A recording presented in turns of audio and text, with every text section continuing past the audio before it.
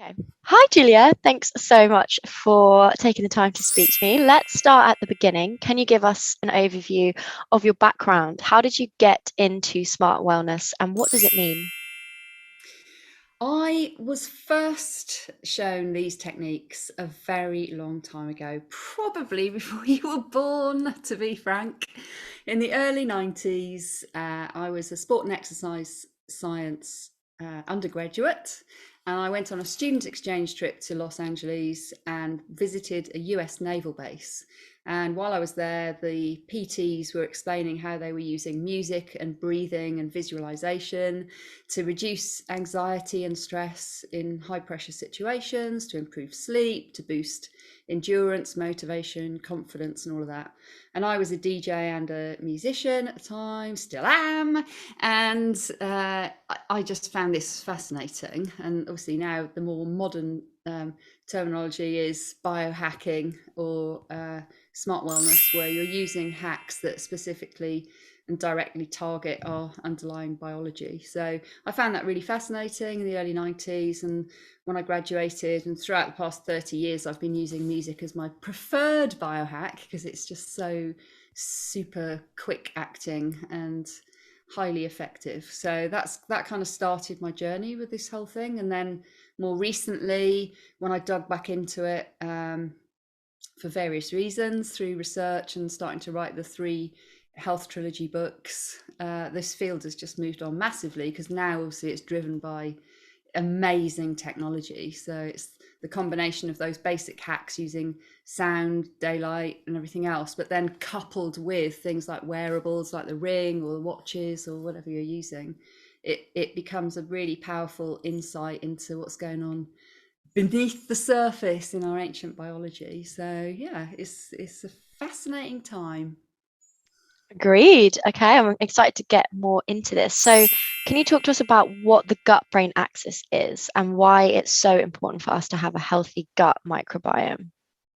So when I was doing my applied neuroscience postgrad, I a lot of the content was starting to really explore the fact that many psychiatric drugs, don't really work. So drugs for depression and anxiety, it's sort of right, we're going to flood the brain and hopefully some of it will land in the right place and have an effect. And it's a really kind of blunt instrument, all that we've had for a long time. But I became really interested in the fact that the lectures were digging into the fact that other things like food had a really significant impact on the brain because of the gut brain axis, and it is a bi-directional connection, right? So it's not, we've often thought, oh well, if you're a bit stressed you have kind of upset tummy and stuff like that, but it also goes the other way, that if your gut bacteria are also having a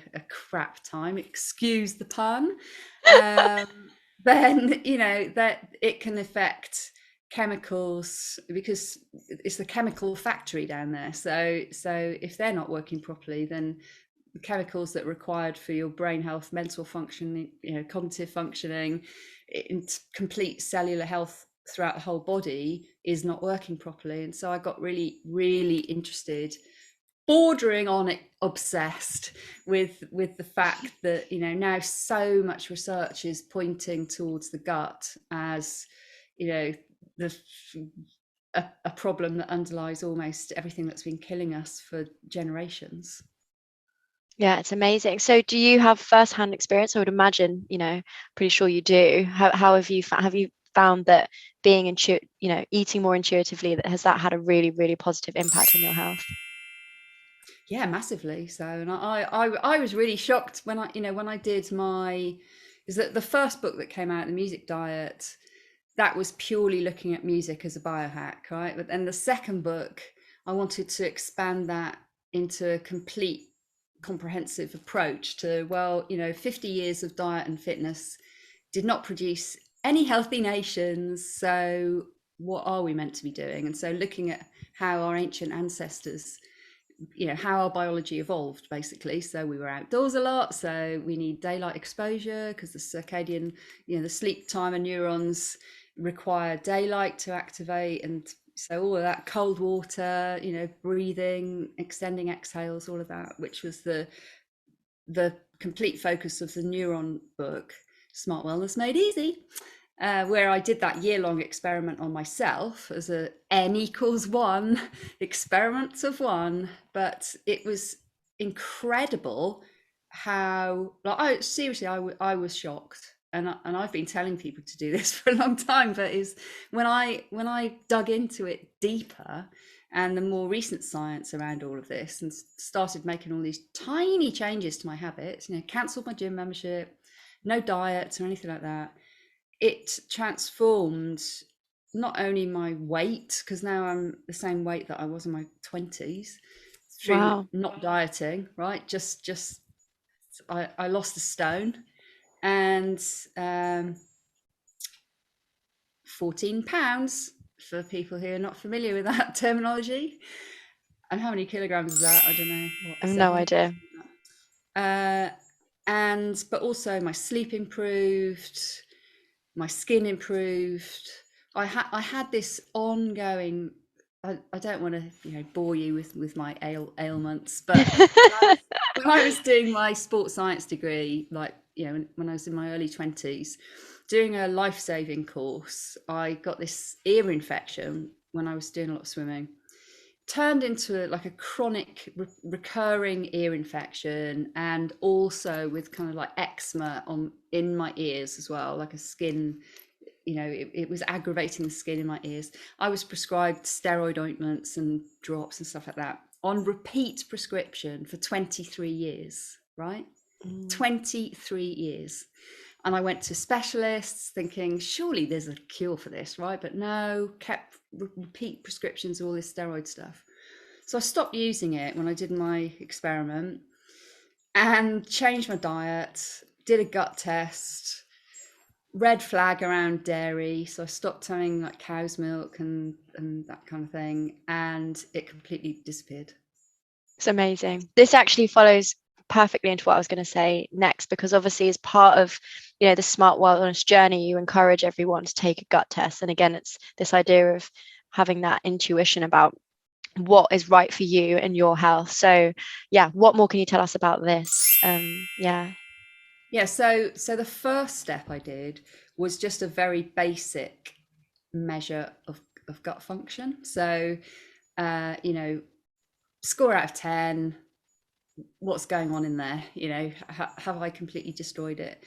And that is what I recommend people start with, because the more advanced gut tests, you get like a 90-page report, which is complete overwhelm for most people, and it's just too much information to be able to act on it. So the first step was just thinking that I was eating healthily, right? And then scoring not very well, like 4 out of 10, 4.5 out of 10 in my first gut test. So I was like, whoa, this is how can Yeah. that be so bad? How can it be so bad? And then I've been testing people, and everyone's pretty much the same. Most people do not score very well, because we've all got this poor diversity of gut bacteria that's been driven by generations of stupid eating habits that we've normalized, because we think it's safe, because we believe that surely we wouldn't be allowed to be sold things that are bad for us, but we are. Mm-hmm. And things like antibiotic use, uh, being bottle fed at birth, all ridiculous levels of sanitization of our houses, our obsession with antibacterial, and even before COVID, right? It's all about, we Mm-hmm. can't have germs and bacteria in the house. But of course, we need exposure to all of those bacteria to develop and build a really diverse colony of gut, all these different Yeah. types of gut bacteria that are essential to our biology. And we've just killed off most of them. Mm.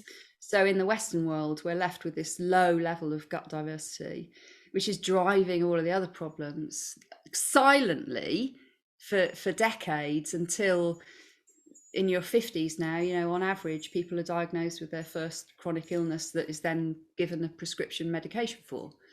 So it's the gut test, which back in the day, you know, when we were doing all this testing in the sports science lab, and you needed expensive equipment. Not everyone could do it because you didn't have access to that kind of thing. Whereas now it's all available on the consumer, you know, marketplace. You can get a gut test for less than £100, and that is incredibly valuable information for even just for you to go, wow, there's a problem I didn't Mm, even realize, so I better do something about it. And then the more detailed tests that are also available now, they're more expensive, and you get a bit more data, and you know that can dive into even more detail about the specific bacteria that you're lacking, or if you've got too much of a bad bacteria, you've killed off some of these good bacteria, and so you can start rebuilding it. But at a very basic level, you don't really need that depth of information, depth of data. A simple gut function test will give you enough of a baseline for you to say, whoa, I scored 3 out of 10. So I'll start adding more probiotic stuff into my diet. I'll eat the more diverse plants. I'll stop eating so much sugar. I'll do a bit of intermittent fasting and give my biology a rest. And hey presto, now I'm a 7 out of 10, you know. mm. Yeah, amazing, amazing. So, I mean, kind of, I guess, following on from this idea of what you're eating, I know you're launching a fruit and vegetable box in a few months, is it? I think. That is Yeah. correct. So, Yes. what can you tell 30 us about this? diversity. Yeah, that's a great. Yeah, how do and yeah, tell us more about this and how this fits into this idea of what you're consuming and increasing your gut health. Yeah, so I, you know, when I started back in the early 90s, we of course we did nutrition as part of a sport and exercise science course, and my masters, you know, looking at physiology. Nutrition is a huge part of performance. It's a fuel, obviously. But interestingly, when I started doing the research for the books, and I was doing mystery shopper, going into leading health club chains and looking at sport and exercise fitness courses and things like that, and looking at the curriculums, right, and the syllabus of what they were being taught, and it's hardly changed since I did it in the 90s. It's still talking about portion sizes and calories and all of this kind of stuff. And as with everything, science moves on, and Mm. the science has moved on, and the knowledge base hasn't really moved on. Unless you go out and look for it, it hasn't really moved on. So we're still giving people very out of date information. Stuff was sort of Really out of date. outdated. Yeah. Yeah, and now the new science, looking at the gut microbiome, and also looking at the fact that this dysbiosis of the gut bacteria, so they're out of whack, right? There's not enough of them. There's not enough different types of them. The diversity is really low. We haven't got the right ones. We've killed off the good ones. You know, it's just a mess down there. And so that is at the heart of chronic illnesses. Also chronic inflammation, so low Yeah. level inflammation. And so the new advice that's flooding out of all these research publications now is diversity of plants. So you know, we didn't evolve over this huge timeline. You know, the evolution of our biology, that did not evolve on processed foods. That Mm. evolved on natural whole foods that come out of the natural environment and then into our mouth. So the only way to properly rebalance all of this and significantly reduce your risk of illness is to start eating more plants, and not just the old 5 a day portion guidelines, because what they recommend means that you could have an apple a day, for instance, or a banana a day, whatever it is. Well, that's just one type. And the new recommendation is that we need at least 30 different types of plants that have all got different nutrient profiles and, tons of different chemical ingredients and components that all these different bacteria need. So you need to be eating this mass diversity. And I tried to do it myself. So I was reading the research and it's like, right, I'm going to do it. It was so hard because there was no farm shop supplier that gave that kind of box. There was no, supermarkets don't do it. I had to go and do it myself. It's a lot of effort. And as we know, as humans, anything that requires effort, we just don't really do it. Yeah. We like the easiest route, the shortest route, the cheapest route. So in the end, after trying to find this kind of an easy way of getting a home delivery of this kind of diversity, I thought, right, well, we'll do it ourselves. So just by partnering up with a supplier and saying, right, we'll do the gut test, and then we'll link the gut test results with this weekly home delivery of 30 different types of fruits, veg, nuts, seeds, beans, herbs, spices, whole foods, natural foods, to help people tick off this 30 a week new guideline. And it sounds hard when I say it to people. They're like, "Oh, what, 30 different types a week?" I'm like, I bet you're definitely already halfway there, Yeah. probably, right? And it's not difficult to add more because you don't need, the way that fruit and veg boxes usually happen is that you get tons of carrots and you get a massive cauliflower and you get a huge bag of sprouts. So you're having to eat several times this same sort of thing, right? Whereas really you only need a couple of sprouts and one banana and one apple and one pear. And that's just not how previously we've thought about putting fruit and veg boxes together, and how it's not how they're packaged in the supermarkets. It just doesn't happen like that. But it's not difficult to do. So I'm pretty sure that we'll do it, and then tons of other people will do it as well, because it's not difficult. It's just that no one has done it yet. So we'll be the first. Amazing. A lot of companies are doing this using supplements, right? So they're linking, do your gut test, and then here's the supplement recommendation to help you improve your scores, right? But I am not a huge fan of that, because that, to me, again, like we were saying, our biology has not evolved over this hugely long time scale on supplements. It's evolved on natural stuff in the natural It can't be environment. good for you. It just can't. Right. So it's not going to be, if you're someone who absolutely cannot get access to real fruit and vegetables because you're in the International Space Station or something, right? Then okay, then use supplements. But really, like, No. you should be having the real thing, because there's other benefits from, like, think of the amount of water as well that you get through increased plant intake, right? It increases your water content. You've got all the additional fiber stuff, and it's like, I know people say, oh well, you could just get a powder fiber. It's like, why would you want to do that when you could eat all these delicious things? It just makes no sense. But there's always this obsession with, no, we'll find the The quick fix. We'll make it in the factory, and we'll make it in the lab and the factory, and then no, just eat the plants. So so that's kind of the drum that I'm banging at the Wow, moment. I love it. So do we have a rough estimation of when this is going to launch, when we can expect to order our box from you? So the gut test right now, this week, we've made the gut test live. We've partnered with a fabulous lab in England, and working with those guys to bring the gut test to the market. So that's on the website right now on neuronwellness.com. And there's the gut.Smart e-learning program as well, so people can learn a bit about all these basic principles. But the box is, well, March. It's Is the aim. is the aim. The aim is March, and definitely by the time the book comes out in April, the new book. Yeah. Perfect. You're doing it for me. That was my next question. So obviously you've been writing a trilogy.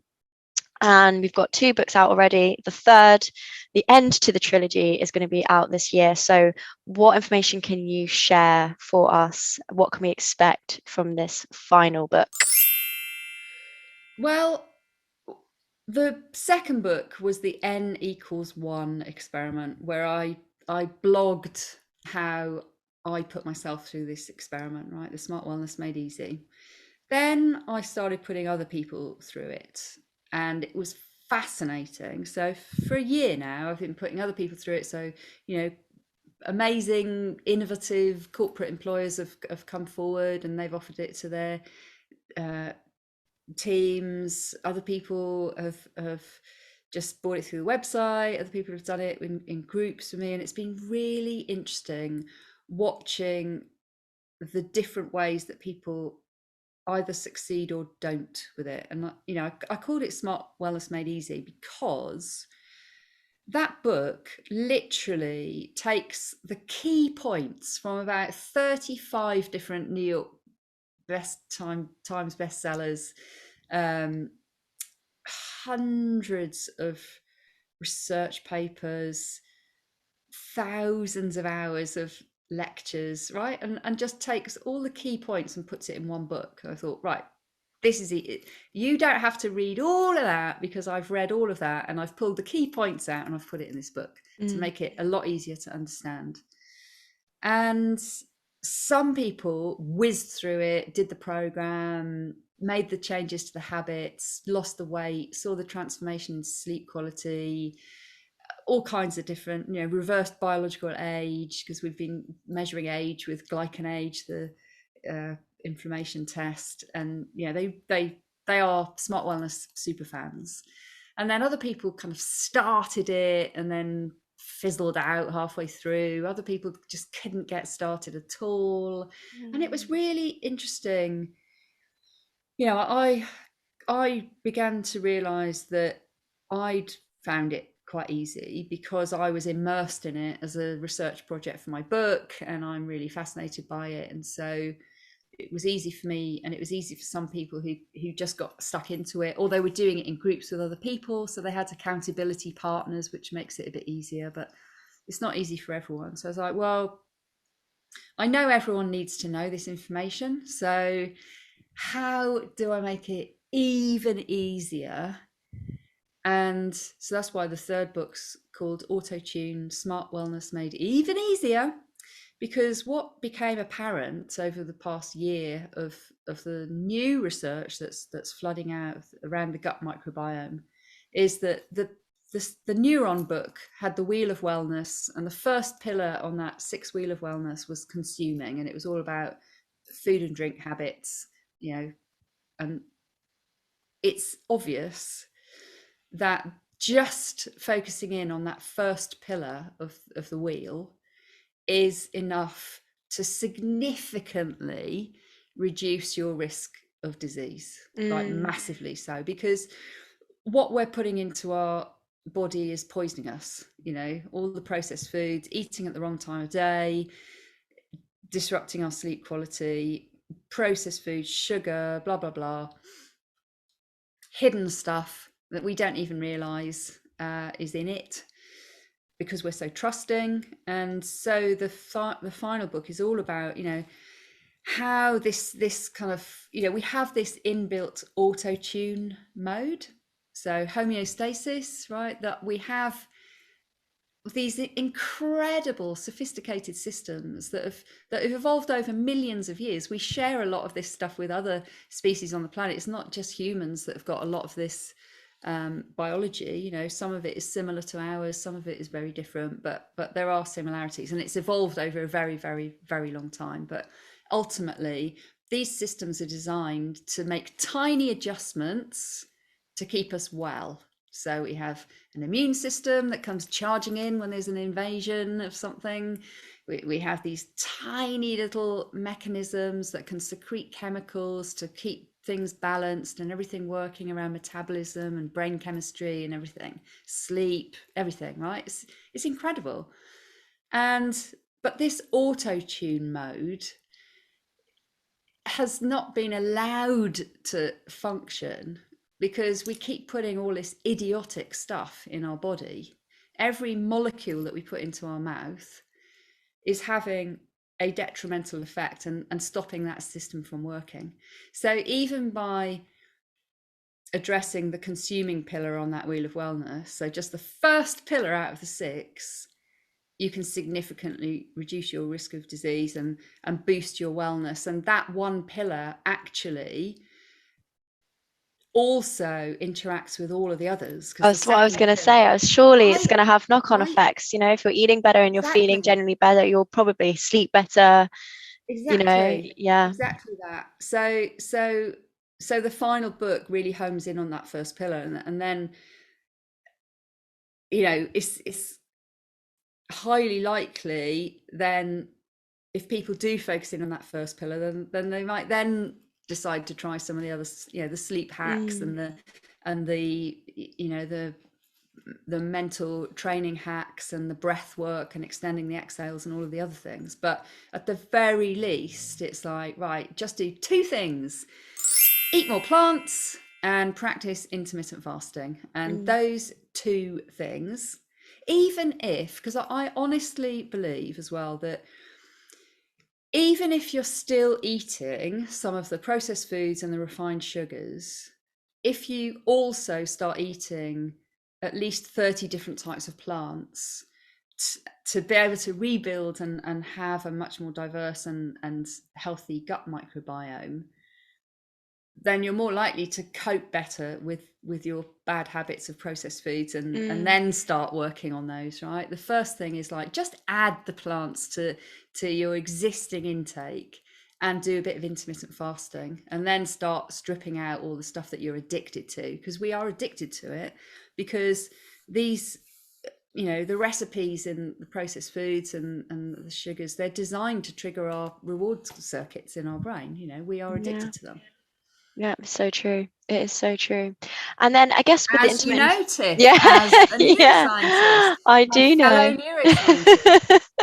No, I do know. And a question, I mean, it's just more out of curiosity on my end, really, is with the intermittent fasting, is there a right or wrong way to do that? Or is it just a case of just make sure that you're having that break?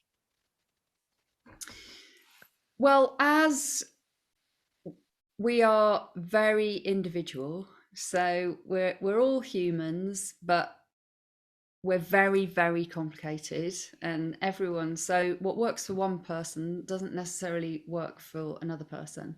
So what we know is that, back to our ancient times again, our ancient ancestors didn't have refrigerators and freezers and all these modern things, and food on hand whenever we want Mm, it, and apps that deliver whatever you want to the door within 15 minutes, right? We didn't have all of this. There were long periods of time where we were not eating, and our biology does other jobs during that time. So when we've put food into the system, it gets in gear, and right, we need to work on digesting all that food and metabolizing all that food and everything else. But once that job is over, there's housekeeping work to do. There's like all these other things that need to be done to keep our biology working properly, right? So we don't have loads of toxic waste chemicals and build up and broken proteins and all of this kind of stuff.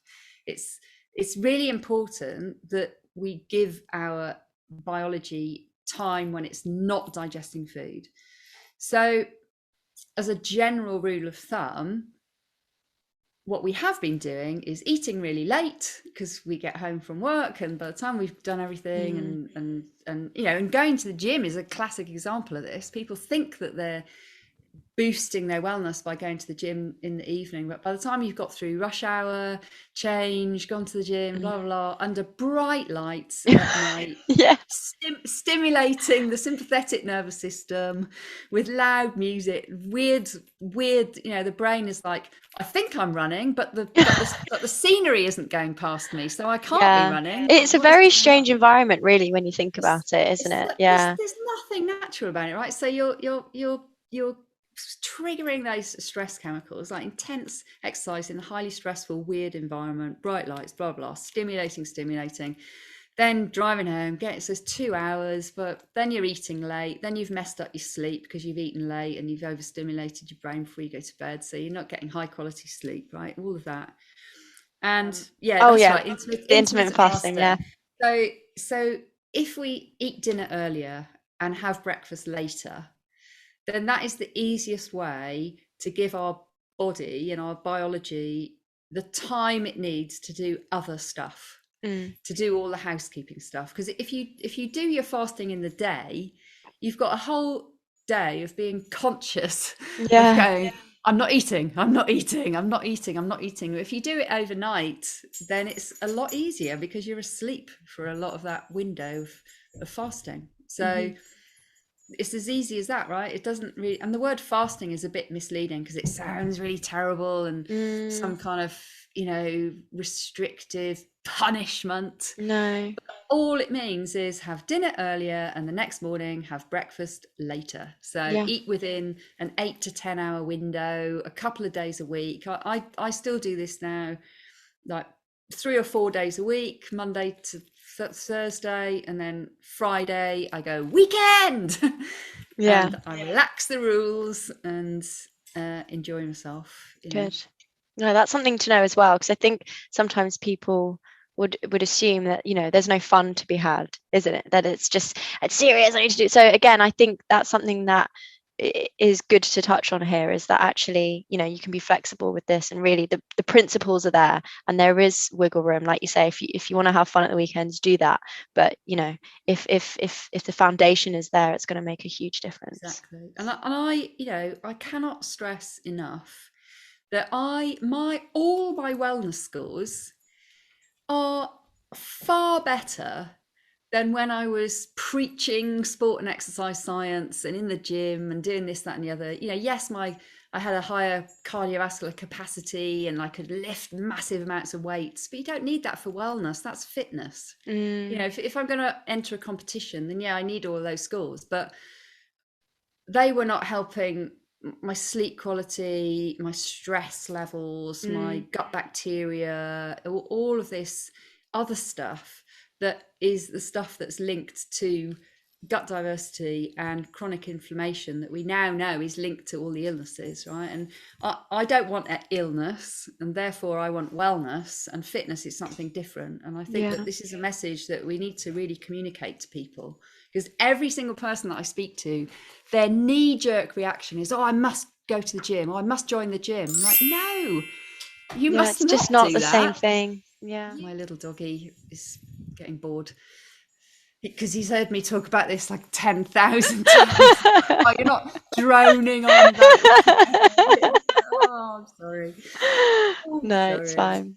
No, I mean, to be honest, it wraps it up quite well. I think this has been really, really insightful, and it's been so nice to actually dig into this. And I'm very excited for your vegetable box. I'll be getting that, and I'm very excited for the next book as well. So thank you so much. Great catching up with you. Thanks very much.